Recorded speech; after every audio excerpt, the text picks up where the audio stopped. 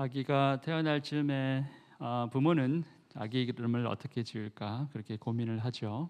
And when there is a kid about to be born, the parents are considering about the kid's name. 이름이 별로 중요하지 않다면은 고민할 이유가 없겠지만 대부분의 사람들은 이름이 참 중요하다 이렇게 생각을 하고 있기 때문에 좋은 이름을 지어주기 위해서 많은 생각들을 하게 됩니다. If name is not important, then people do not really consider about making a name because you can just give a name. But many people think naming is very important, so they consider and spend a lot of time trying to give good names for their children. 여러분과 저도 다 이름이 있습니다. 근데 그저 아무렇게나 해서 지어진 이름들은 없습니다. 모두 사랑과 관심을 담아 지어진 아주 귀한 이름들입니다. 멋지고 아름다운 인생을 살았으면 하는 바람이 있기 때문에 그 이름 안에는 그 부모의 기대와 바람이 오롯이 담겨져 있습니다. You know, we have our names here too. And every single name was not just given like whatever. Never. Every single name is important. The parents, they give thoughts and their hearts and love, everything onto that. So that the children's life will be wonderful and beautiful. Every single name is important. 오늘 하나님께서 우리에게 허락하시는 말씀도 이름에 관한 것입니다. 요한과 또 그의 제자 동료들, 그의 수많은 사람들이 이 이름 하나에 자신들의 인생을 모두 던졌습니다. 자, 그 이름이 무엇이길래 그들이 그런 결정을 하게 되었는지, 또 오늘날 우리는 과연 이 이름에 우리의 인생을 걸을 수 있는지 한번 생각해보는 그런 시간을 갖도록 하겠습니다. Today's word is about name as well. John and his disciples and all other colleagues and friends, fellow brothers and sisters, they have given up their lives for this single name. How was that possible? And how about us who live today? Do you think you can find worth giving your life for this name? Let's talk about it and let's think about it. 장로인 나는 사랑하는 가이오에게 이 글을 씁니다. 나는 그대를 진정으로 사랑합니다.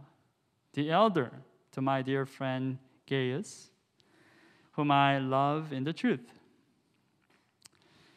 요한이서 처음에서도 그랬는데 여기 요한 3서 이 앞부분에서도 요한은 자기 자신을 장로다 이렇게 소개를 하고 있습니다. Just like how he did in the second John, now here in the third John, he also introduces himself as an elder. 자, 그것은 요한이 사도였지만 동시에 목회적 부르심도 있었기 때문에 그 부르심을 따라서 이 서신을 기록해서다라는 말씀도 드렸습니다. I don't know if you remember, I spoke about this earlier because John was the apostle, but at the same time, he had this pastoral call. So he introduces himself as an elder according to this call, the pastoral call as well. 사도들을 통해서 많은 교회들이 세워졌지만 그 교회들이 건강하게 성장하기 위해서는 목회적 돌봄을 이끌 장로들의 성숙한 리더십이 반드시 필요했습니다. Apostles, they plant many churches, but it was not only apostles, but there should be elders who are mature enough to lead the churches, helping and encouraging and strengthening the members of the church. So that kind of mature leadership was very necessary. 요한은 그런 장로들의 한 사람으로 자신을 소개하면서 지금 자신이 힘써야 할 목양에 최선을 다하고 있는 것을 우리가 볼 수 있는 것입니다. So he introduced himself as an elder. So he's trying his best to take that call Okay, I'm an apostle, but also I need to take care of this church as an elder. So he's introducing himself like that. 자, 그런데 이 1절에 약간 특이한 점이 하나 있다면 요한의 다른 서신과는 달리 이 서신에서는 요한이 수신자의 이름을 밝히고 있다라는 것입니다. But one interesting about this verse is that unlike other epistles of John, he clearly gives away this name, the recipient of this letter. 가이오라는 인물이죠. His name was Gaius. 당시에 이 이름은 많은 사람들에게 지어준 그러한 이름입니다. 그 이름의 뜻은 기쁨, 환희 이런 뜻을 갖고 있는 이름이에요. And this name was very popular name among many people in that time. The name Gaius means joy or rejoice. 신약 성경에는 이 똑같은 이름을 갖고 있는 사람이 세 사람이 등장합니다. 그 중에 요한이 버가모의 첫 감독으로 임명한 사람이 가이오라는 사람인데 오늘 본문에 나온 수신자가 바로 이 사람 가이오다라는 것이 대부분 학자들의 공통된 의견이에요. This name Gaius appears 3 times, 3 different individuals in the New Testament. But many scholars agree that this person was the one that John the Apostle appointed as the overseer in Pergamon. And so he's the recipient. A lot of people agrees with that. And I myself agree with that as well. 자, 요한은 이 가이오에 대한 자신의 깊은 애정을 숨기지 않고 있죠. 사랑한다. 내가 그대를 진정 사랑합니다. 이렇게 표현을 하고 있어요. John does not hide his feeling toward this person named Gaius. He said, I love him to my dear friend that I love. 자, 그런데 우리말 새 번역에서는 나는 그대를 진정으로 사랑합니다라고 했는데 영어 번역에서는 진리 안에서 당신을 사랑합니다. 이런 식으로 번역을 했습니다. 차이가 있어요. 자, 그런데 원어를 보면은 영어 번역이 우리말 번역보다 더 가깝다라는 것을 알 수 있습니다. 자, 뭐 그렇다고 해서 요한이 가이오를 진정으로 사랑하지 않았다라는 것이 아니라 강조점이 진리 안에서라는 거예요. But there's different translations between Korean and English. I can't really tell. Well, something like this. In Korean translations, I love you truly. But in English translation, it's kind of funny. It says, I love you in the truth. So there's a little difference. But what's close translation to the original language is the English version. So my focus is that it's not that John does not love him truly, but the focus is that the phrase in the truth. 자, 2주 전에도 제가 말씀을 드렸습니다. 사랑과 진리 이 두 가지가 다 중요하다고 그랬는데 사랑보다 앞서야 할 것이 진리다.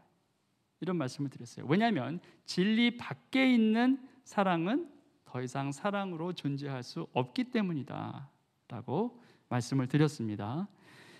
2 weeks ago I mentioned about it's both important, love and truth, but truth must come before love because love without truth or love apart from truth is no longer love in a truer sense. 자, 요한은 가이오에게 대한 자신의 마음이 진리 안에 있는 사랑이다 이렇게 말하고 있습니다. So what John is saying is, I have this love toward you guys, and my love is in the truth. It's valid. It's solid. That's what it's saying. 사랑하는 이여, 나는 그대의 영혼이 평안함과 같이 그대에게 모든 일이 잘 되고 그대가 건강하기를 빕니다. 자, 영혼이 잘 되고 또 육신이 건강하기를 바랍니다. 이렇게 얘기하고 있어요. Dear friend, I pray that you may enjoy good health and that all may go well with you, even as your soul is getting along well. So he is praying for Gaius that he is healthy, both spiritually and physically. 자, 영적으로 육정으로 건강한 삶을, 건강하게 균형을 갖게 되기를 지금 요한이 중보하고 있다라는 것입니다. 왜냐하면 무엇이든지 한쪽으로 치우치는 것은 건강한 모습이 아니기 때문이라는 거죠. 영적으로 건강하고 육적으로 병약한 것, 또는 육적으로는 건강한데 영적으로 병약한 것이 좋지 않다라는 것입니다. So what John is saying, well, I pray for you that you should be both physically and spiritually well. According to him, both are important. You should be healthy spiritually and also you should be healthy physically. 자, 우리는 다 영적인 존재입니다. 그래서 영에 관심을 갖는 것은 당연한데 육도, 몸도 하나님께서 허락하신 것이기 때문에 잘 관리해야 하고 또 이 육을 완전히 무시하며 살 수는 없다라는 것입니다. 균형을 갖고 살아야 한다라는 것이죠. I mean, we are spiritual beings, so spirit's important. But we also have this flesh, we also have this body that was given from God. So there should be a balance. We should be healthy spiritually and also physically. 그것에 대해서 우리가 생각해 볼 수 있는 고린도전서 말씀이 있습니다. There is a passage in Corinthians, 1 Corinthians, regarding that. 여러분은 하나님의 성전이며 하나님의 성령이 여러분 안에 거하신다는 것을 알지 못합니까? Don't you know that you yourselves are God's temple and that God's Spirit dwells in your midst? 자, 바울의 이 증언을 보면은 우리 자신이 하나님의 성령이 거하시는 거룩한 성전이다 라고 했는데 그것은 우리의 몸과 마음을 하나님께서 기뻐하시는 방향으로 보살피고 가꾸어 나가야 할 부르심이 우리에게 있다라는 사실을 우리가 알고 있어야 된다는 거죠. According to this verse, we know everything is given from God, both physical and spiritual importance. We have that. But because we are given all this from God, we have to really take care of ourselves well, both physically and spiritually.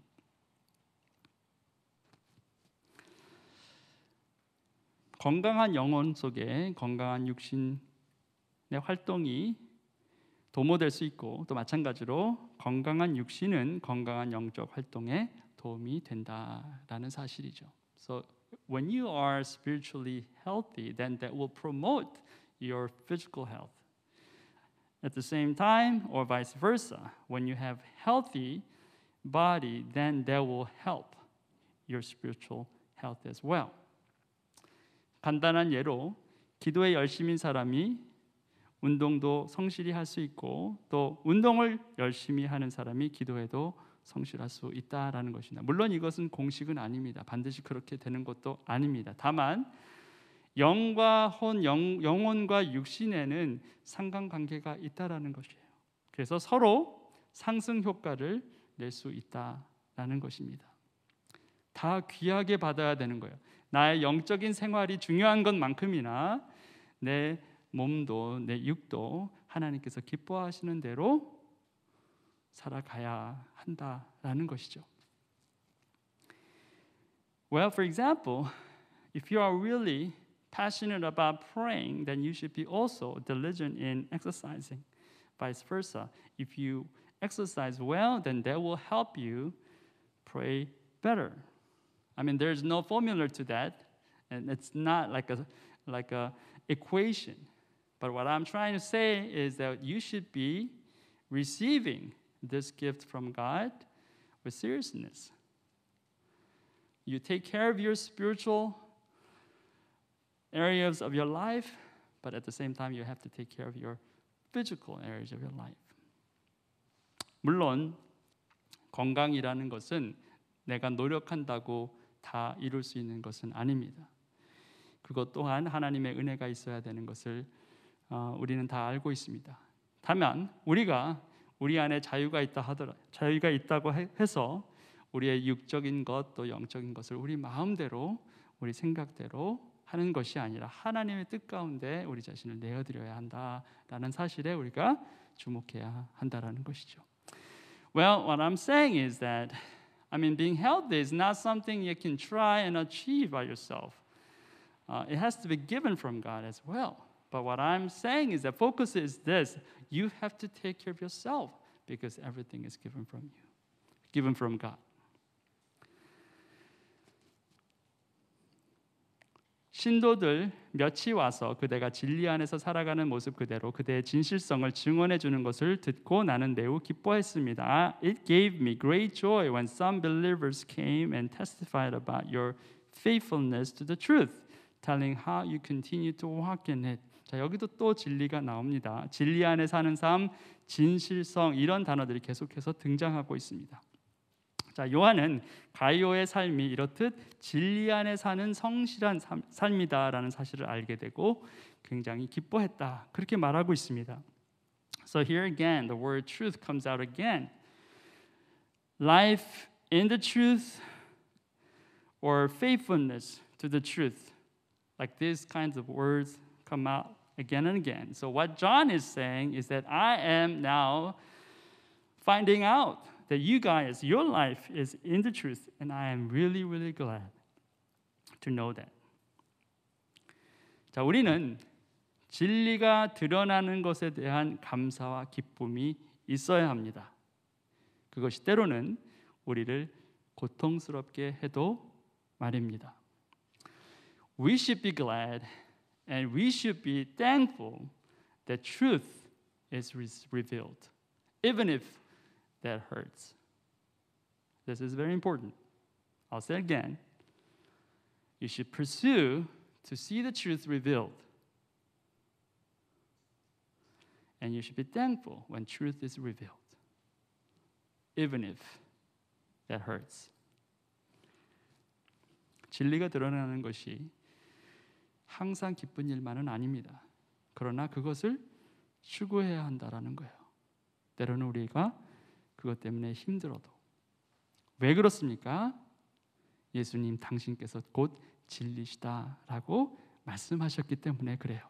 Why is that? Because He Himself, Jesus, testified that He is the truth.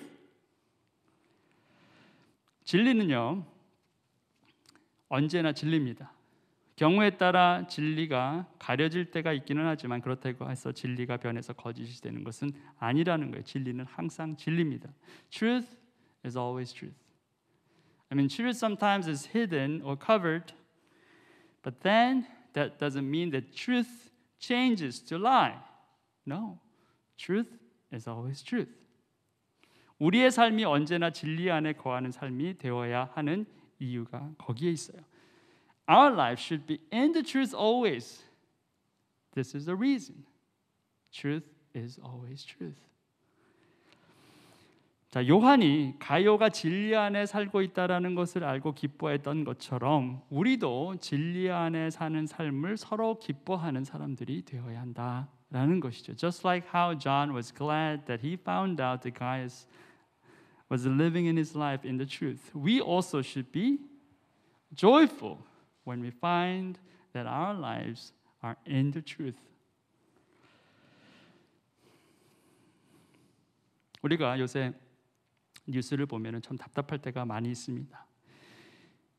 뭐 어떤 사실이 드러나도 뭐 그런 일 없습니다. 기억이 나지 않습니다. 나와는 상관없는 일입니다. 라는 말을 사람들이 주저없이 합니다. 또 진실이 아닌데 뭐 진실인 것처럼 꾸며서 속여서 상대방을 음해하는 경우도 허다합니다. Today when you listen to the news, you get frustrated because when there is truth revealed, those people are saying, well, I don't know, I don't remember, or it doesn't make sense, or I have nothing to do with this. That's frustrating.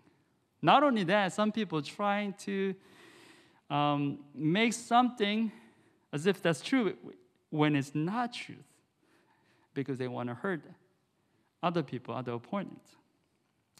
자, 그런 걸 보면은 참 세상 가운데 과연 진리가 있을까? 정의가 과연 있을까? 아무리 생각해봐도, 아무리 눈을 크게 떠도 볼 수 없다, 이렇게 낙심하게 되기가 쉽습니다. 박수 받는 사람을 보면은 그 사람이 진리 안에 거하는 사람이 아니라 거짓이 아직 드러나지 않은 사람일 뿐이다 라는 생각을 하게 된다라는 것이죠. When we see that, we get frustrated. We wonder where there's truth. Is there any justice? You get frustrated. You see those people who get like supported and all these applauses. It's not that they're in the truth, because the truth is not yet revealed. That's all. 자, 그런데 과연 이런 세상에 소망이 있겠느냐라는 것입니다. The question is, do we still have hope in this world? 많이 노력을 합니다. 법을 만들고, 그래서 가능하면은 진리가 잘 드러나고, 또 엉뚱한 사람의 피해 보는 것을 최소화하려고 사람들은 노력합니다. We try to make laws sometimes so that people will be protected, and we'll try to live our lives in more justice, maybe in more fairness. We try. 여러분, 법률 가운데 무죄 추정의 원칙이라는 것이 있습니다. 그것은 유죄가 확정되기 전까지는 무죄다라는 거예요. 억울한 피고가 생기지 않기 위한 장치인데, 과거에는 혐의만 있어도 죄인 취급을 당했습니다. 그런데 지금은 합리적인 의심을 넘어설 만한 증거가 없다면 유죄 확정을 받기가 어렵게 되었습니다. In law, there is something called presumption of innocence. That means until it's proven guilty, you're still innocent. You try to protect those people who didn't do any wrong, but get just accused of what happened. Earlier, if there is any suspicion, then people treat you as if that you are a victim, you are the guilty. But then, unless there is a reasonable doubt, you overcome that reasonable doubt, then finally you will find out that you're guilty. So until then, you're innocent. 자, 그런데 문제는 뭐냐면, 이런 법이 생긴다고 해서 과연 세상 안에 더 많은 정의와 진리가 세워졌느냐라는 사실이에요. The question is, even if there is a law, something like that, this world have more justice or fairness, or there is truth.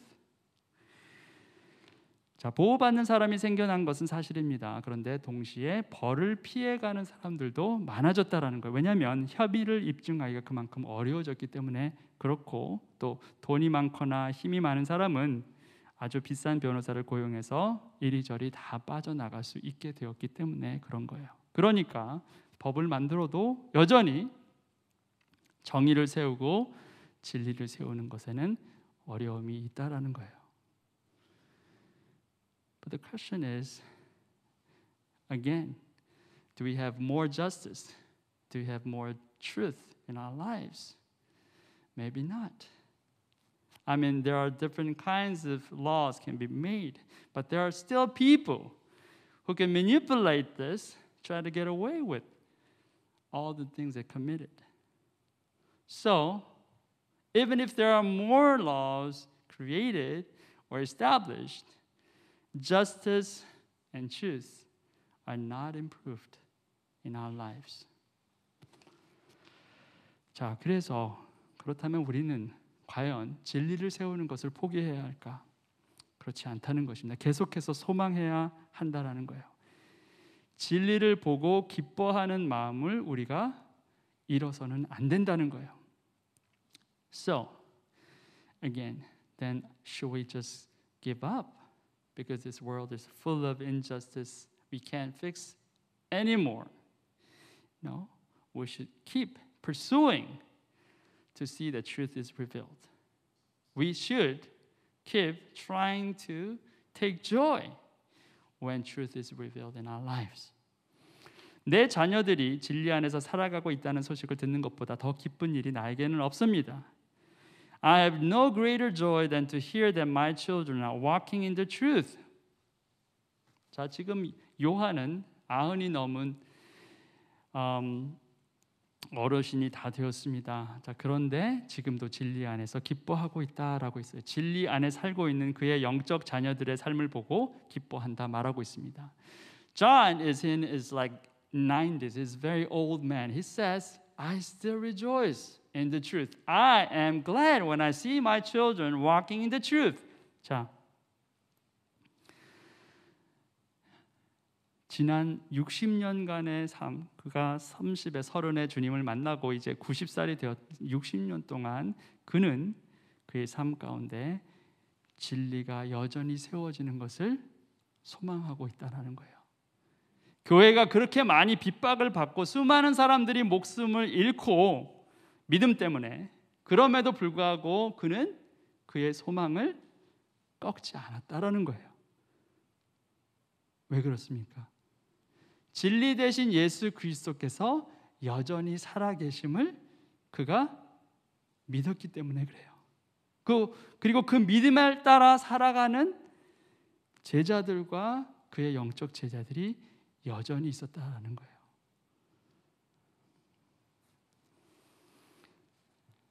He still have this joy. He says, I have joy. I mean, after 60 years of walk in his faith, he saw so many people persecuted and sometimes martyred.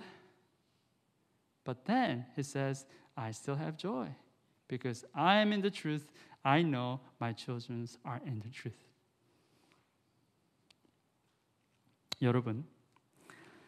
여러분의 자녀들에게 진리 안에 사는 삶의 기쁨을 가르치십시오. 그들이 그것을 경험한다면 평생 진리를 떠나지 않을 것입니다. You have to teach your children how to live their lives in the truth and have joy. When they experience that, they will never live their lives apart from the truth.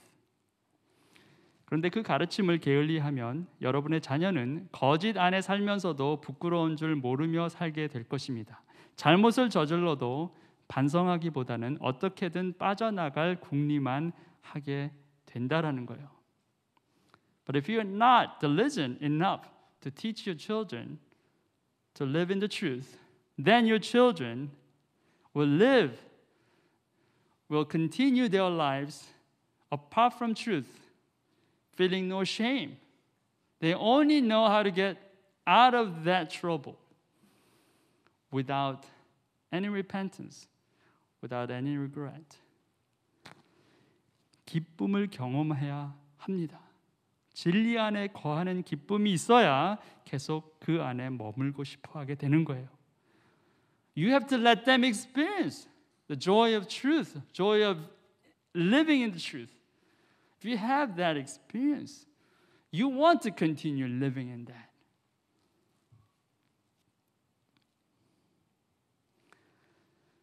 어제도 결혼식이 있었는데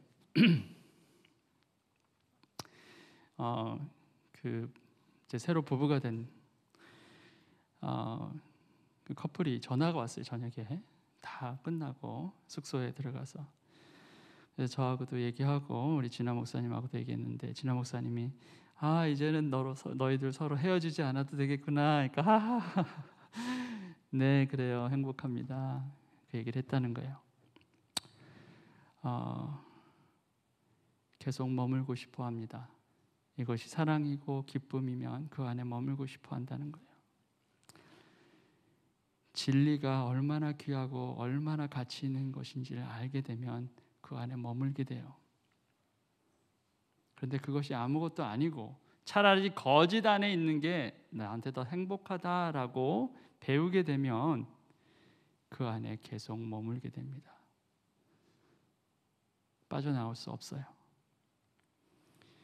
And we got a phone call from this newlywed couple last night. And we talked, and the pastor Gina told them, "Oh, you must be happy because you don't have to be separated. You are together." Yeah, ha ha ha ha. I'm happy. We're so happy because we don't have to leave. We can just be together. Well, yeah. You want to remain being together when there is love, when there is joy. Same thing in the truth. You must experience joy, remaining in the truth. If you don't experience the joy, then you fall in the lies, and you feel like that's more comfortable with you. You don't want to get out of that. 사랑하는 이여, 그대가 신도들을 더욱이 낯선 신도들을 섬기는 일은 무엇이나 충성스럽게 하고 있습니다. Dear friend, you are faithful in what you are doing for the brothers and sisters, even though there are strangers to you. 자, 요한이 기뻐할 일이 또 하나 있다고 합니다. 가요가 다른 형제 자매들을 섬기는 일을 정말 충성스럽게 잘하고 있었다라는 거예요. John had another reason to rejoice because Gaius, he was very faithful to serve other brothers and sisters. 자, 가요에게는 낯선 사람이 되고 이방인과 같은 사람들이었지만 그는 기쁨으로 섬기고 있었다라는 거예요. To Gaius, they were like strangers. But then he was still serving them and loving them. And they made John be happy. 원래 교회는 세상의 다른 어떤 기관보다 더 열려 있어야 할 곳이에요. 그런데 보면은 자꾸 폐쇄적으로 변해가고 있다라는 것, 그렇게 되고 있는 것은 아닌가 우려가 생기는 시점입니다. In fact, church should be open. Just among any other institution, church should be an open institute for everybody. But then we realize the church becoming more and more segregated from this world. 물론 이단과 거짓 선생, 거짓 선지자들의 출현이 있기 때문에 교회가 어려움을 겪는 경우가 있어서 경계를 늦추지 않고 조심하는 것도 필요합니다. 자, 그런데 그것 때문에 교회가 세상으로부터 계속해서 단절되어야 하는 것은 아니라는 거예요. Well, of course we should be careful because there are some heresies and false teachers all around. So we have to be very careful about that. But then that doesn't mean that we should be just completely segregated from this world. 자, 전에도 여러 번 제가 말씀을 드렸지만 교회는 세상과 구별되는 곳이어야 하지만 고립돼서는 안 됩니다. I said many times the church should be separated from this world, but that doesn't mean that we should be isolated. 다리가 되어야지 섬이 되어서는 안 된다는 거예요. We should become a bridge, not an island. 근데 연결된 것 같은데 그렇지 않다라는 거예요. 같이 세상 사람들 안에 있는데 세상과 소통하지 않고 교회가 세상을 변화시키는 역할을 잘 못한다는 거예요. 같이 있는데도. In the church, we are together with this world, but then we're not really influencing this world. We're not really changing this world because we're so separated. We're so isolated. I mean. 누가 그럽니다. 대한민국이 반도입니까?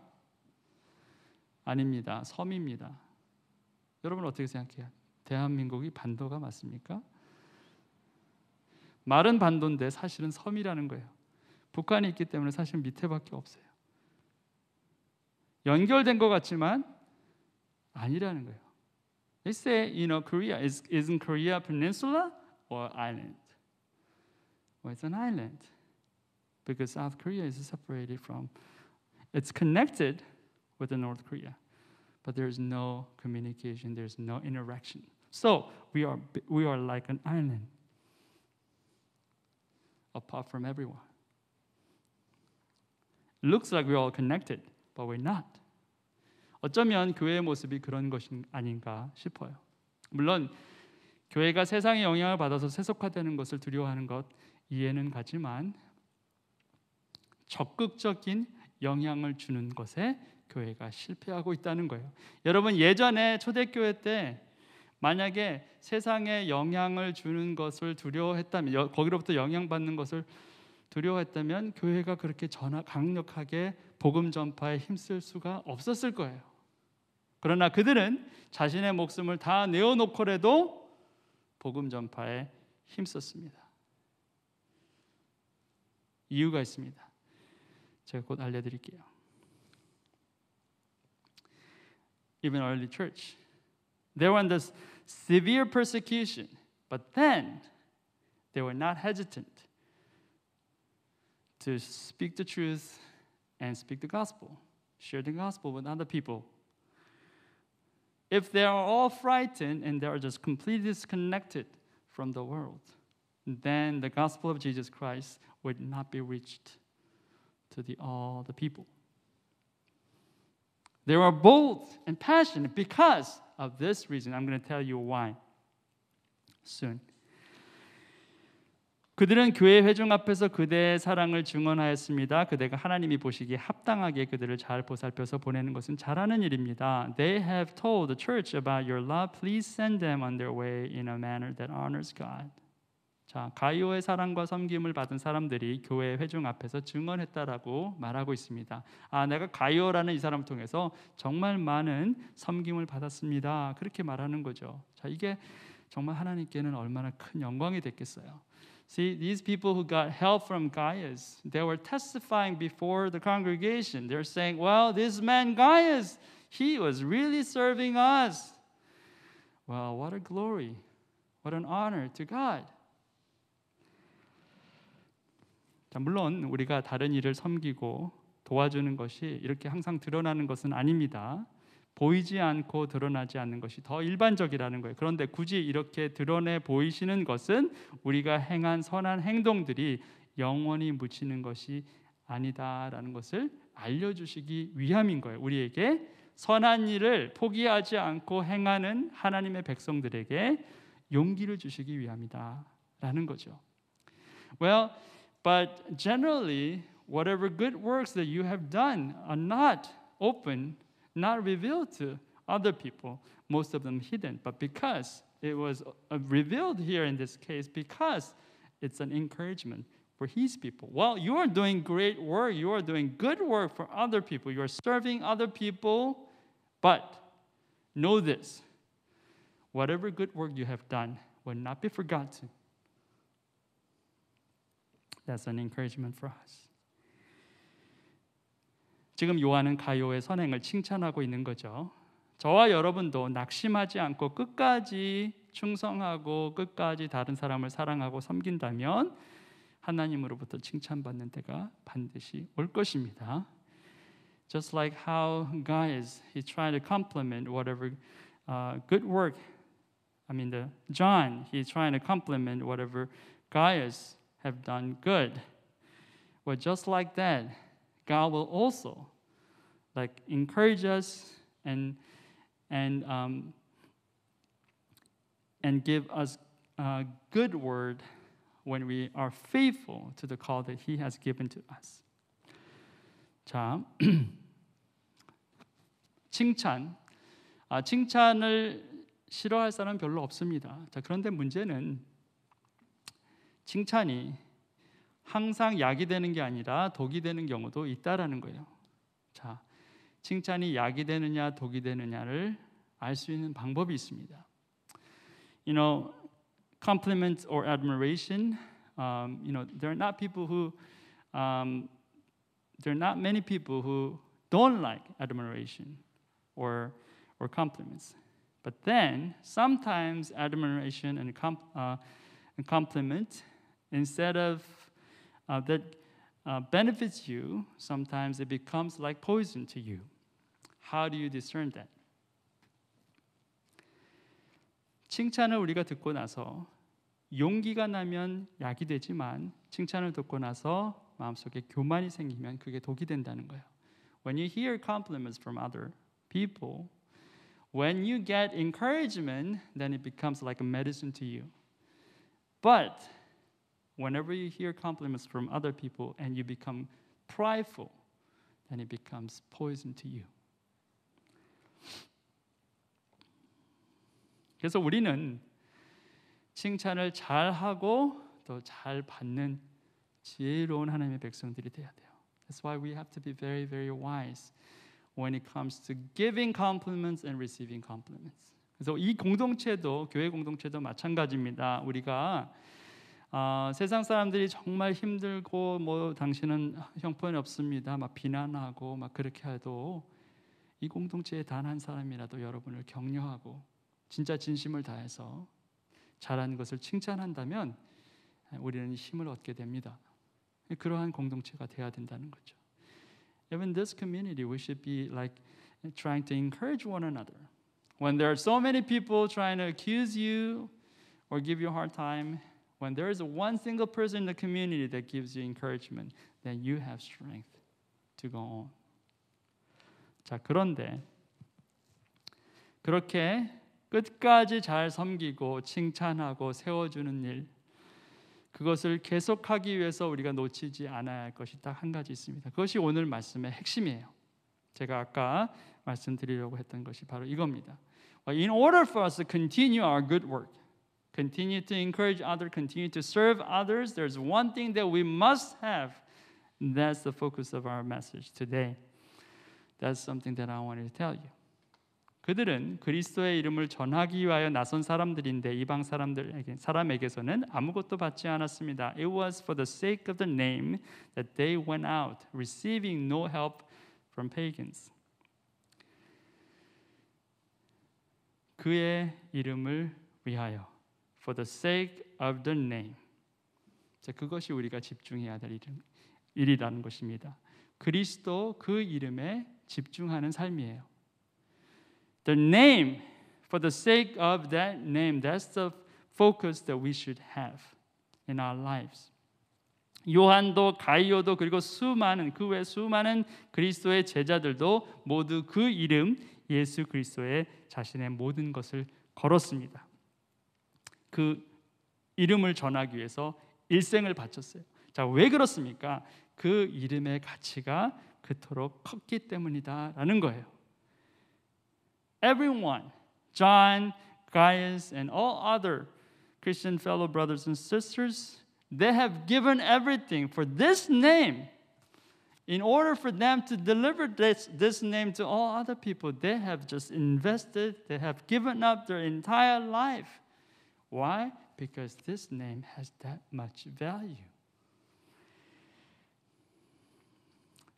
예수, 그 이름의 뜻이 구원자라는 뜻이죠. The meaning of that name Jesus is the one who saves. 세상 모든 사람이 죄 때문에 멸망할 수밖에 없었는데 그 이름 예수를 믿는 사람은 구원함을 받게 되었다. 그 이름이 없으면 구원이 없다.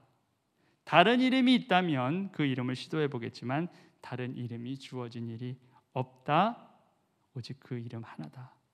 그래서 그 이름의 모든 것을 건 것이에요. There's only one name. That this name, Jesus, He saves. Without this name, there's no salvation. If there is other name given for salvation, then people can try, but there's no other name given. So, only one single name. That's why everybody given up their entire life for this one single name. 컴퓨터의 잠금 장치를 풀기 위해서는 단 하나의 비밀번호가 필요합니다. 그것만 필요해요. 예수라는 그 이름 외에 다른 이름이 없습니다. In order to unlock your computer, there must be one single password needed. There's only one. There's no other word, there's no other thing or number can't work. So just like that, only just the name of Jesus, only name. There's only one single name. 그래서 요한, 가이오 제자들 그들의 인생을 다 이 이름에 걸게 되었다라는 것입니다. 답은 간단하고 명확하고 하나입니다. So that's why every person, every people, they all given up their lives for this name because this name, there's only one name. It's very simple. The answer is very simple and accurate and one. You must believe this name. 이 이름을 믿어야 한다라는 거예요. 1922년에 목사님 사모님이셨는데 미국의 리 밀러라는 분이 찬양시를 썼어요. 오늘날까지 거의 100년이 됐는데 내년이면 100년이 되는데 오늘날까지도 사랑받는 찬양곡입니다. There's the lady named Ree Miller. In 1922, she wrote a song almost like 100 years ago. She was a pastor's wife. She wrote this song and it's very, very popular even today. The title of that song is I'd Rather Have Jesus. 주 예수보다 더 귀한 것은 없네. 이 세상 부귀와 바꿀 수 없네. 영죽을 내 대신 돌아가신 그 놀라운 사랑 잊지 못해. 세상 즐거움 다 버리고 세상 자랑 다 버렸네. 주 예수보다 더 귀한 것은 없네. 예수밖에 없네 그랬어요. 이 예수 이름이 너무너무나 귀하기 때문에 내가 다른 모든 것을 버렸다. 이렇게 말하고 있습니다. Because this name is so precious. I'd rather have Jesus than anything else.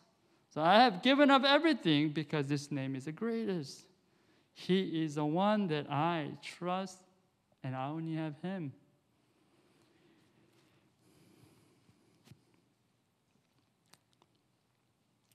사람들은 그렇게 말할 수 있습니다. 이름이 대수냐?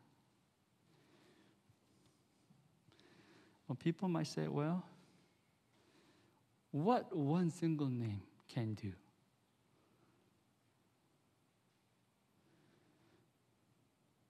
근데 그 이름으로 세상을 바꾸셨잖아요.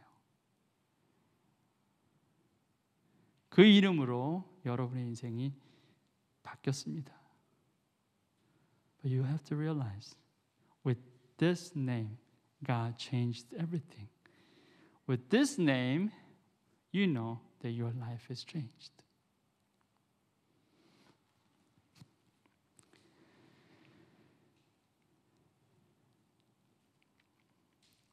자, 우리가 삶에 어려움이 있을 때가 있습니다. 돌파구가 없어 어떻게 빠져나올지 모릅니다. 과연 나는 이 어려움을 극복할 수 있을까 고민합니다. 근데 성경이 우리에게 주신 것은 한 이름이에요. 뭐라고 하냐면 이게 패스워드야 그거예요. Now we are surrounded by all these problems and troubles. We don't know how to get out of that. But what God is doing is that, my son, my daughter, here is one. I'm giving you a password. And that is Jesus Christ. 그게 비밀번호라는 거예요.